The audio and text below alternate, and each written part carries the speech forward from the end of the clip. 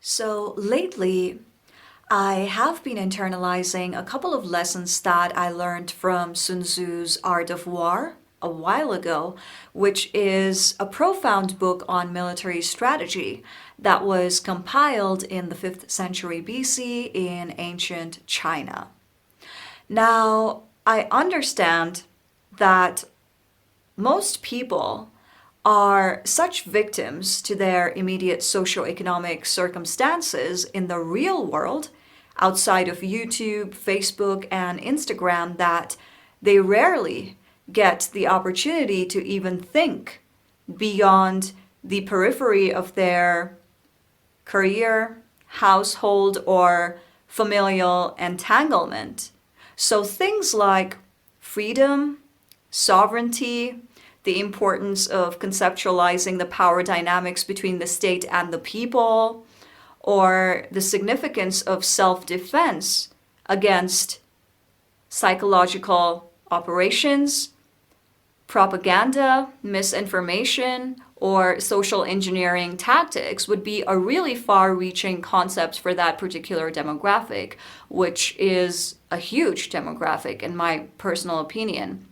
But nevertheless, I think that the people who are fortunate enough to be in a place in their lives where they can educate themselves in these matters should definitely do so, because I cannot stress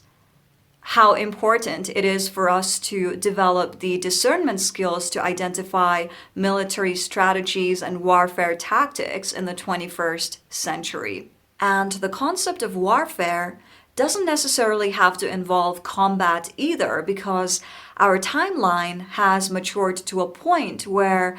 we technically don't require things like swords, guns, bombs, drones, and nukes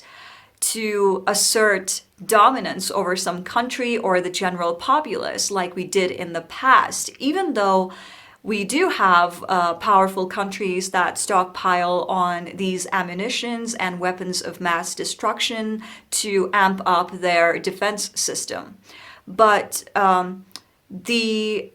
emperors and conquerors of the 21st century,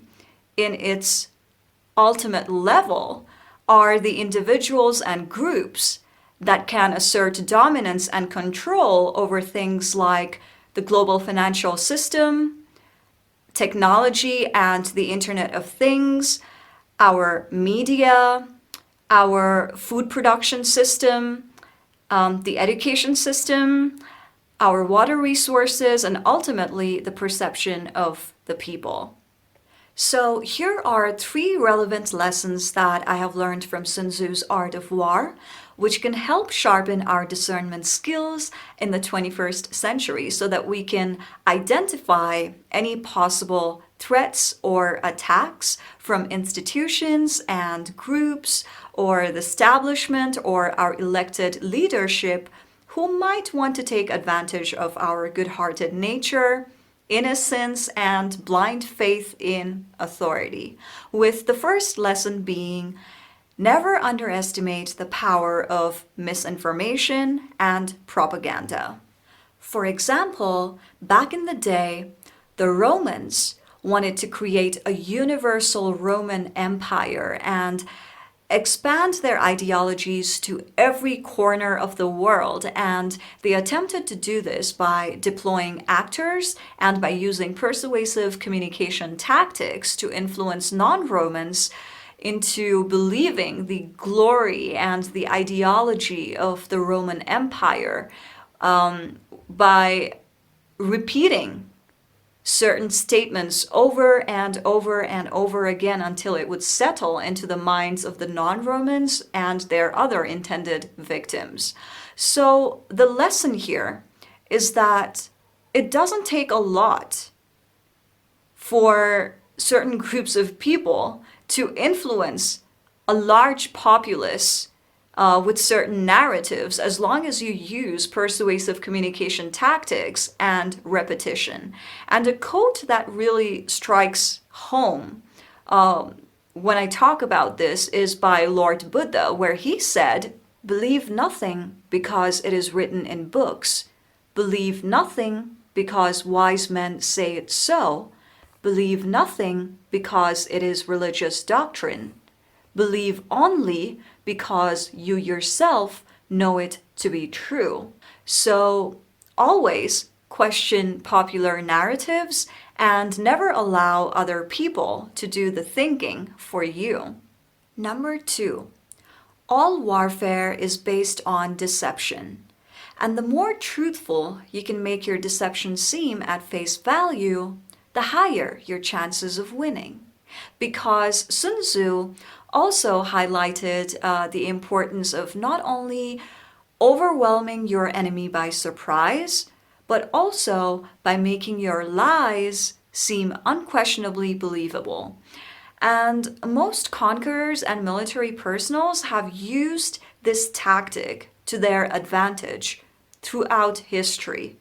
particularly by influencing and convincing the most powerful people of society to be on their side. But in the modern context, people who want power or people who want to continue being in power don't even have to incite violence or use force against their intended victims to assert their dominance, because all they have to do is attack their intended target or enemy in such a way that the enemy doesn't even realize that they're under attack and would happily give away the very thing that they're being attacked for. And a quote that I really want to share in this context is by Malcolm X, where he said, "Media is the most powerful entity on earth. They have the power to make the innocent guilty and the guilty innocent because they control the minds of the masses." So the lesson here is that if you ever feel there's something off and fishy about your environment or the information that you're receiving from any sources, then it most probably is. So always be vigilant and be your own authority. Number 3, win without fighting by manipulating the situation or circumstances around your enemy in such a way that their only solution is your intended outcome. Now, historically, military personnel and strategists have always attempted to shorten their road to victory without using too much of their own resources, and psychological tactics have always been used in some way or form to achieve this goal, particularly by using emotions like fear and terror to distort the opponent's critical thinking and decision-making skills. And Sun Tzu also elaborates on the importance of using your brain and extremely cunning strategies to lead your opponents to the exact outcome that you always wanted before initiating the war. And in the modern context, the leaders or the powerful people who can assert their dominance on things like politics, economics, the supposed allies of the enemies, and an ability to alter the perception of their intended targets by using persuasive communication tactics and propaganda, can have an extremely easy win.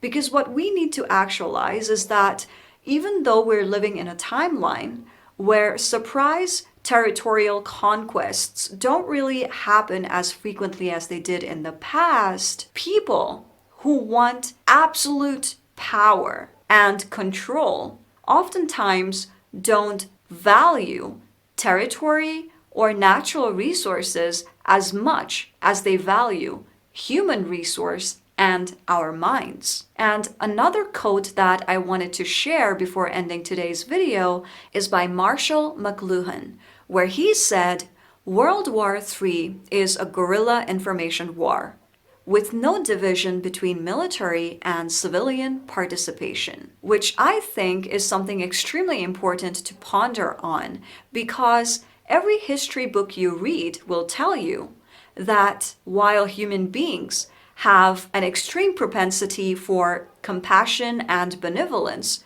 they can also sway towards the polarized extreme of having this insatiable thirst for power, dominance, and supremacy, which is a natural trait that is spread across the animal kingdom, to be honest. And to think that there's absolutely no way that any individual or group would ever want to override their boundary and transgress upon the freedom and sovereignty of the general populace